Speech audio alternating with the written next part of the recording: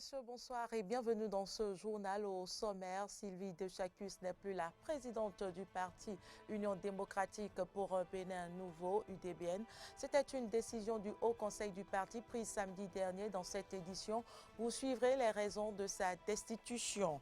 Les avocats du Bénin renforcent leurs compétences depuis ce matin à la Cour d'appel de Cotonou, des assises au cours desquelles plusieurs thématiques du droit seront abordées par d'éminents professeurs. Et puis, hors de nos frontières, coup de théâtre en Tunisie, le président tunisien dément le premier ministre de ses fonctions. L'annonce du chef de l'État était accueillie avec joie par la population.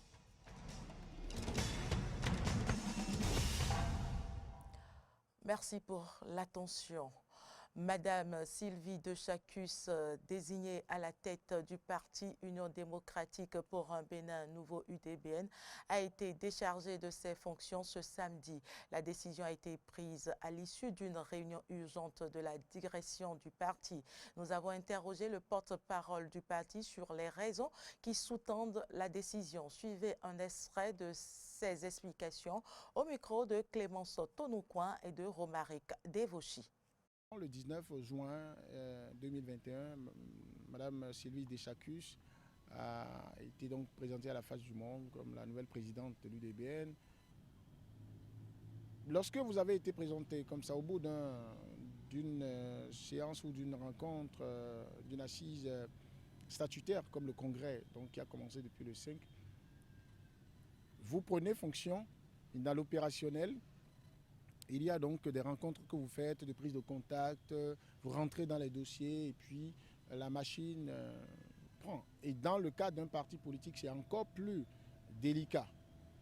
La présidente d'honneur a pris toutes les dispositions dans ce sens, s'est entendue donc avec la nouvelle présidente, donc on dira le Haut Conseil parce qu'il y a la présidente d'honneur, mais il y a le vice-président d'honneur. Et convenir donc avec la nouvelle présidente que après son retour de quelques soins, parce que la présidente d'honneur, avec quelques ennuis de santé, voulait se soigner, quelques jours, qu'il y aurait des rencontres de prise de contact avec les instances dirigeantes, les différentes structures, et même une tournée conjointe, d'accord, à travers les coordinations. Pour que la présidente d'honneur, qui a été si charismatique sur la vie du parti pendant longtemps, puisse la présenter et que le chemin lui soit complètement balisé. Mais pendant que la présidente d'honneur était donc pour ses soins hors du pays, sans en informer le vice-président d'honneur, sans en informer les autres instances du parti, à savoir les vice-présidents. Il y a eu des contacts qui ont été pris avec les coordonnateurs départementaux, communaux, voire d'arrondissement, sur le dos des instances du parti. Avant ça même, c'est une réunion de prise de contact qui a été initiée par la nouvelle présidente. On y est allé. Mais arrivé là, on découvre qu'il y a des intrus, des gens qui ne sont même pas du parti, qui étaient là avec nous. Et les sujets qui ont été abordés le jour-là n'étaient pas les sujets qui sont abordés dans une séance de prise de contact. Et il y avait cette tendance à remettre tout en cause, Bon, après cette séance, on se disait que ça allait se calmer le temps que la présidente d'honneur revienne. Mais il y a eu donc des actions. Alors, nous avons demandé à ce que cette marche forcée soit arrêtée. Surtout que cette marche viole les tests, cette marche viole l'entente qu'il y a eu au sommet du parti, avant que la présidente d'honneur n'aille se soigner. Ça viole également le principe de bonne collaboration entre les instances. Et ça n'a pas été le cas, nous n'avons pas été entendus, il y a le forcing qui était toujours là, on s'est dit, mais il n'y avait aucun problème. Donc ce forcing, il fallait l'arrêter, pour mieux comprendre. Les avocats du Bénin sont en formation depuis ce matin à la Cour d'appel de Cotonou. C'est le garde des Sceaux qui a procédé au lancement officiel des travaux en présence du président de la Cour constitutionnelle. Compte rendu, Samson Oké, Jean-Baptiste Poko. Les avocats du Bénin en formation continue. Une initiative du Centre international de formation des avocats en Afrique francophone, CIFAF. Selon le professeur Joseph Djogbenou, président de la Cour constitutionnelle, invité pour la cérémonie d'ouverture, les avocats sont des contributeurs à la vérité. Ne contribue pas à la vérité qui n'est pas cultivée, ne contribue pas à la vérité qui n'est pas formée, ne contribue pas à la vérité qui n'est pas humble. ne contribue pas à la vérité, qui est indifférent. Et c'est pour cela que cette formation trouve sa place.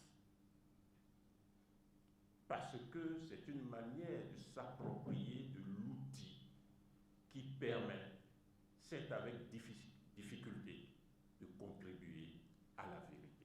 Au cours de cet atelier de formation, plusieurs thématiques seront abordées par d'éminents professeurs et communicateurs venus d'Europe et d'Afrique. C'est le garde des Sceaux, ministre de la Justice et de la Législation, qui a procédé au lancement officiel des travaux. Les temps changent et changent si vite à telle enseigne que force est de concéder que la pratique de l'avocat doit évoluer face à une clientèle plus exigeante dans un contexte où le droit devient un bien de consommation comme tout autre soumis aux diktats des lois du marché. Ne vous y méprenez pas, il faut vous armer de science jusqu'aux dents pour pouvoir espérer affronter victorieusement les défis présents et futurs de l'avocat du XXIe siècle. Le CIFAF, ici, vous en donne les moyens. Monsieur le bâtonnier, chers invités, monsieur le directeur, d'ores et déjà, je souhaite plein de succès à cette session. Longue vie au CIFAF. Démarré ce 26 juillet, cet atelier de formation prend fin le 30 juillet 2021. En bref, sachez que le gouvernement béninois poursuit sa lutte contre la COVID-19. Dans ce cadre, le ministre de la Santé, Benjamin Rompati, est en train de réceptionner à l'aéroport Cardinal Bernardin Gantine de Cotonou de nouvelles doses de vaccins, plus précisément 101 800 doses du vaccin Johnson & Johnson. Vous aurez plus de détails dans nos prochaines éditions. L'érosion côtière à Cotonou est source de nombreux dégâts, vous le savez. Au quartier Jacques, plusieurs habitations sont détruites par les vagues de la mer. Clémence Tonoucoin et Denis Maroya sont allés s'en convaincre. Voici leur reportage. Des bâtiments en état de délabrement avancé situés en bordure de l'océan Atlantique au quartier Jacques de Cotonou, tel est le résultat du débordement de la mer. Les vagues de la mer en furie ravagent depuis des années de façon cyclique tout sur leur passage. Des riverains nous en parlent. On n'a pas de dégâts humains, non, mais au niveau des matériels là, n'en parlons même plus, hein, parce que vous-même vous allez constater la manière dont ça a fragilisé les bâtiments, surtout, parce que les bâtiments sont solides actuellement. Mais je vois que au fil du temps, tout ça là, ça va céder. Parce que vous allez constater même dans l'eau de mer, il y a du sel dedans. Le sel là, ça agit sur les bétons, les fers, tout ça là. Donc au fil du temps, vous allez voir que la maison même là, va céder. On ne pourra plus rester. Sinon, ça a emporté plusieurs bâtiments ici. Hein. Plusieurs, on ne peut même pas compter. Bon, ça gênait beaucoup avant. Même en après-midi, avec les vagues qui fait là, ça ramasse les chaises ici. Avec beaucoup de bruit, on est un peu gêné quand même. Bon, par exemple, l'année passée, en pleine midi comme ça, la mer s'est coupée en deux, quoi. Ça a fait une vague ici et une vague de l'autre côté. Et de ce côté-là, on ne faisait pas du bruit. Donc, et ça a duré au moins 1 heure, 2 heures de temps avant de se calmer. Si la mer commence pas à se faire des bruits, ça vient ici. Ça vient ici quand même, mais c'est pas toujours ni tout le temps que ça fait chose. Au fait, ça vient ici pour nous déranger. Pour soulager la peine des populations, des épis ont été posés à certains endroits. En raison du caractère cyclique du phénomène, les riverains appellent à une pérennisation des actions. Mais depuis, qu'on a fait les roches dedans là, ça a cessé. Ça ne fait plus du bruit comme avant. La mer, ça s'est retiré un peu, mais nous voulons qu'à chaque période, qu'ils puissent renforcer leur système qu'ils ont mis en place au bord de la mer pour que, au fil du temps, nous ne puissions pas avoir ces genres de dégradation côtière. Ces milliers de tonnes de pierres de différentes tailles ne semblent pas défendre totalement la côte contre l'assaut des vagues de la mer. Le comité en charge des organisations de l'organisation des deuxièmes élections estudiantines les plus représentatives de l'université d'Abomey-Calavi a procédé au lancement de la campagne électorale de 2021. C'était au cours d'une conférence de presse qui s'est déroulée hier sur le campus d'Abomey-Calavi. Le point, c'est avec Aristide Setti. La Fédération nationale des étudiants du Bénin, FNEB, l'Union nationale des étudiants du Bénin, UNEB, et l'Union nationale des scolaires et étudiants du Bénin, UNSEB, sont désormais autorisés à aller vulgariser leur projet de société auprès des 11 176 étudiants composant le corps électoral de l'université d'Abomey-Calavi. Ces étudiants sont attendus dans 157 bureaux de vote le 30 juillet prochain pour désigner les organisations fêtières les plus représentatives. C'est le professeur Odile Dossou-Guédébé, présidente du comité d'organisation de la dite élection, qui a procédé ce dimanche 25 juillet au lancement officiel de la campagne électorale. Lancement de la campagne électorale qui prend effet à partir de ce jour, dimanche 25 juillet 2021 à 00h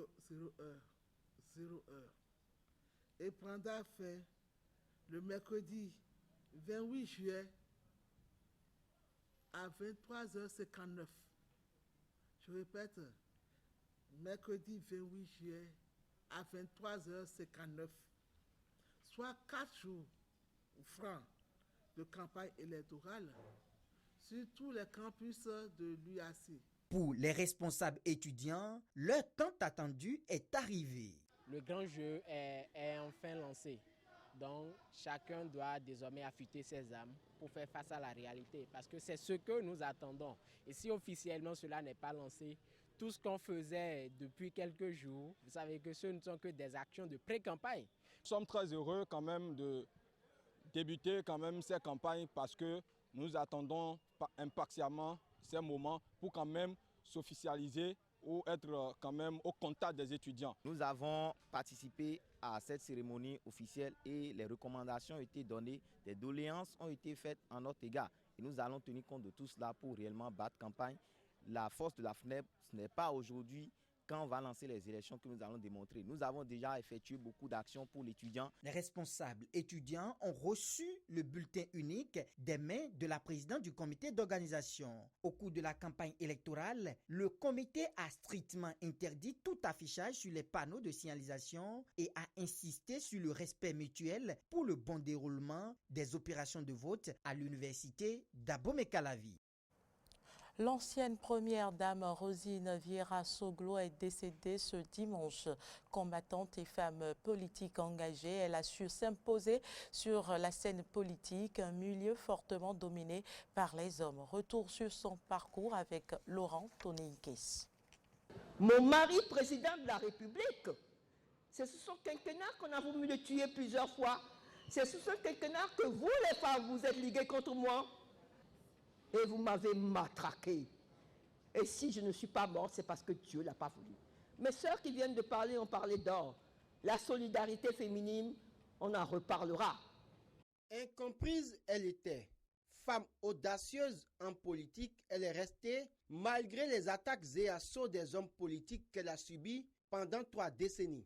Rosine Vieira Soglo, modèle de la femme engagée, a travaillé pour l'émancipation de la femme au Bénin. Née en 1937 et avocate de profession, elle avait une présence constante dans la vie de son époux, l'ancien président Nicéphore Dieudonné Soglo.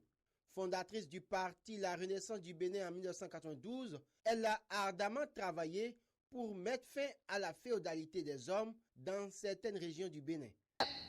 Alors, c'était un peu difficile en épousant un fond, car chez les fonds, il y a 2 sortes de femmes. Les princesses de sang et les amazones, c'est-à-dire la chair à canon.